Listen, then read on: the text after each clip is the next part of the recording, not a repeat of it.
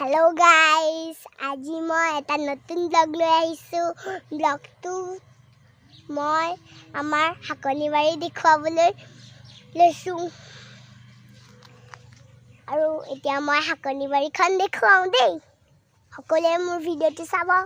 এয়া আমাৰ হাকনিবাৰী দেখিছে।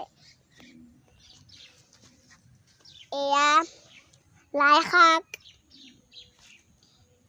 এয়া ওলকবি দেখিছে।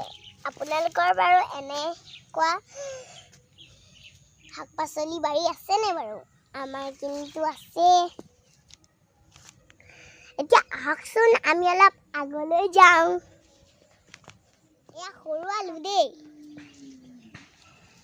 আৰু এয়া বন্ধাকবি কমহে দিয়া হৈছে, হ'লেও অলপ দিছে।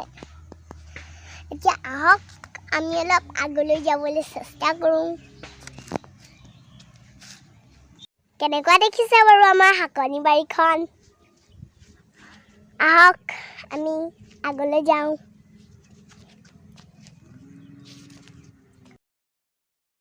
বৰ উখুৰা গম পায়নে? ইয়াতে মই ফুৰিবলৈ ধৰিছিলোঁ।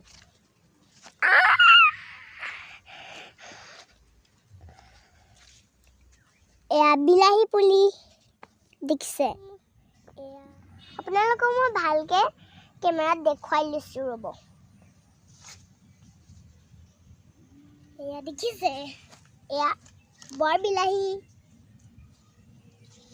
বেঙেনাও ইয়াৰ মাজতে থাকিব পাৰে এটা দুটাকে।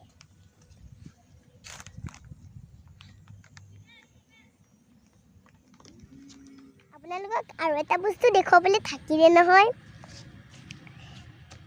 এই টেঙামৰা গছজোপা আমিতো আধাই খালোৱেই।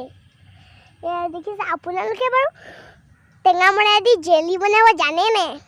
এদিন মই আপোনালোকক বাৰু দেখুৱাম দেই, জেলি কেনেকৈ বনায়। আমি জেলি বনায়ে থাকোঁ সদায়। টেঙামৰা জেলিটো ইমানেই টেষ্টি, মোৰ যে খাই ইমানেই ভাল লাগে, বহুত ভাল লাগে সঁচাকৈ। মোৰ আইতাই বনায়। আপোনালোকে এদিন মই দেখুৱাম কেনেকৈ জেলি বনায়, দেখুৱাম দেই। আজিলৈ ইমানেই। মই ভাবিলোঁ হাকনিবাৰীখনে আমাৰ দেখুৱাওঁ, আৰু যিসকলে মোৰ ব্লগটো নতুনকৈ চাইছে সেইসকলে ছাবস্ক্ৰাইব কৰিবলৈ নাপাহৰিব দেই, আৰু বেল বুটামটো বজাই দিব। বাই বাই, আজিলৈ ইমানেই।